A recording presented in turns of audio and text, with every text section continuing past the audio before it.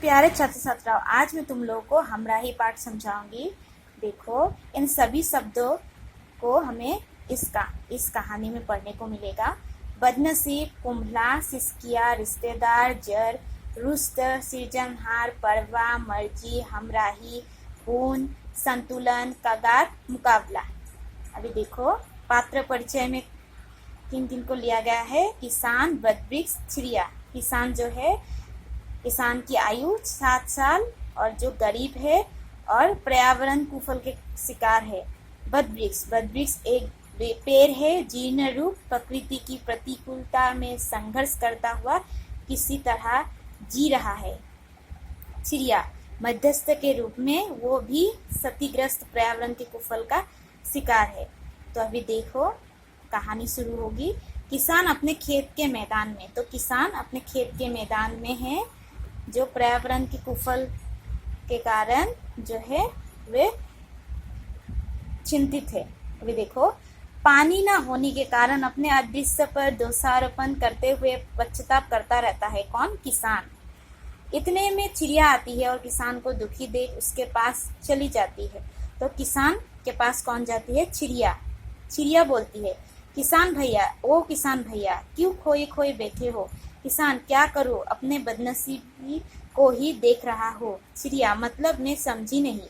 किसान, देखो भैया, देखो भाई, खेत का मैदान सूखा पड़ा है। इधर समय जाता रहा। 2-4 दिनों में यदि वर्षा ना हुई तो हम कहीं के नहीं रहेंगे, हम भूखा मरेंगे। तो किसान बोलता है कि यदि खेतों के मैदान ऐसे ही सूखा रहेंगे तो क्या होगा? किसान को क्या होगा? भूखा मरना होगा। तो कहा है किसान। चिड़िया, अभी देखो, चिड़िया कहती है, यही हाल तो हम लोग का भी है। पेड़ पौधे नहीं रहे तो 2-4 जो भी है वे भी कुम्भला गए। इतने में किसी की चिस्किया सुनाई पड़ती है। किसान, तो चिड़िया भी इसी पर्यावरण से ग्रस्त है। चिड़िया भी चिंतित है, किसान भी चिंता कर रहा है। यदि वर्षा नहीं हुई, यदि खेत सूखा ऐसे ही रहा तो किसान को मरना पड़ेगा। और चिड़िया भी इसी विषय में चिंतित है। चिड़िया सभी को भी यही कुफल भुगतना पड़ रहा है।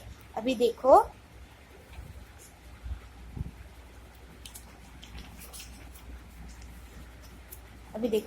चिड़िया इधर उधर देखने लगते हैं और थोड़ी दूर पर एक बूढ़ा पेड़ दिखाई पड़ता है। दोनों उत्सुकता से देखते हैं और पेड़ के पास चले जाते हैं। दोनों उत्सुकता से देखते हैं, किसके पास जाते हैं? पेड़ के पास। चिड़िया, पेड़ भैया, क्या हुआ?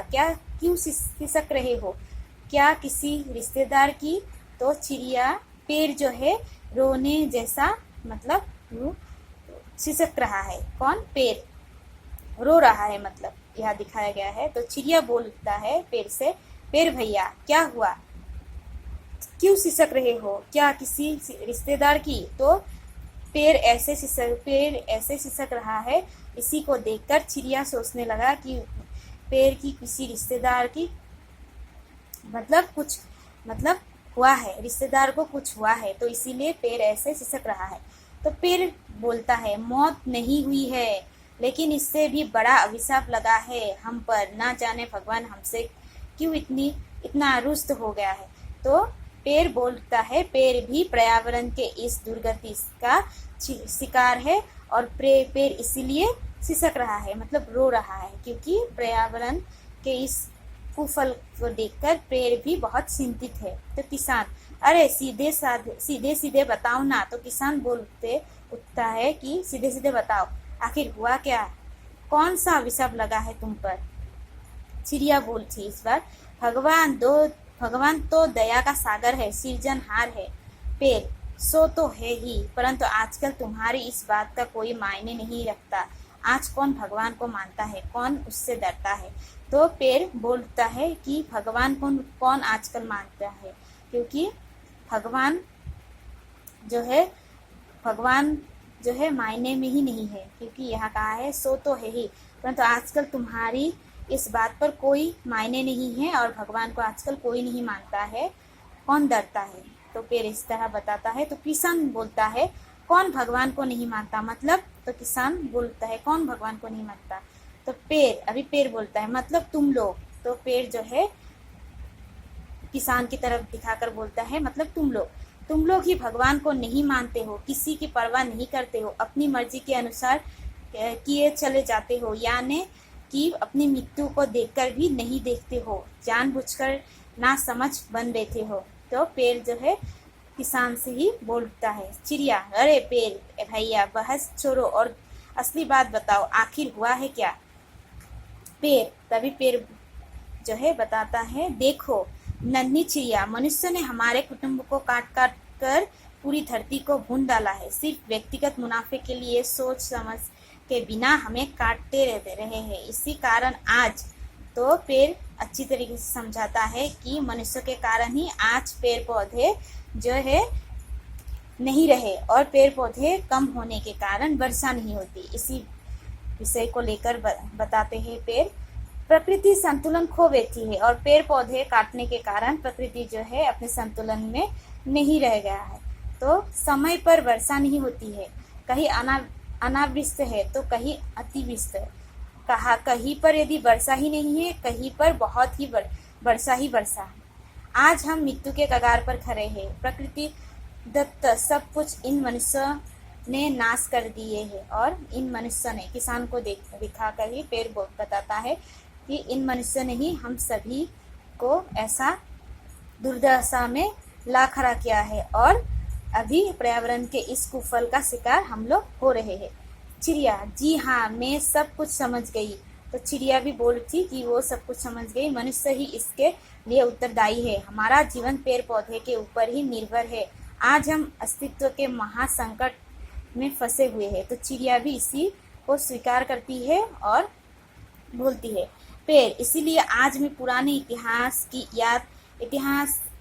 याद करते हुए स्मृति के आंसू बहा रहा हूँ। तो पेड़ क्या कहता है कि इतिहास में जो है, पुराने इतिहास में जो था पर्यावरण, उसी को याद करके वो रो रहा है। पहले तो बहुत अच्छा था, परंतु मनुष्य ने अब क्या कर दिया है, पर्यावरण का दुर्दशा कर दिया है।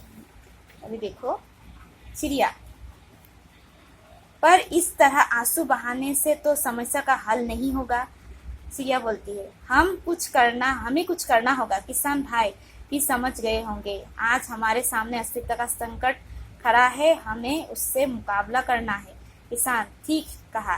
तो किसान भी इस बात को मानता है और किसान कहता है, ठीक कहा तुम लोगों ने, इस मनुष्य जात ने बहुत गलतियां की है, बहुत नुकसान पहुंचाया है धरती को, इसी कारण आज खुद हमें भी इसका कुफल भुगतना पड़ा है। वर्षा नहीं हो रही है, शुद्ध हवा सेवन करने को नहीं मिल रहा है, खेत के लिए पानी नहीं रहा है।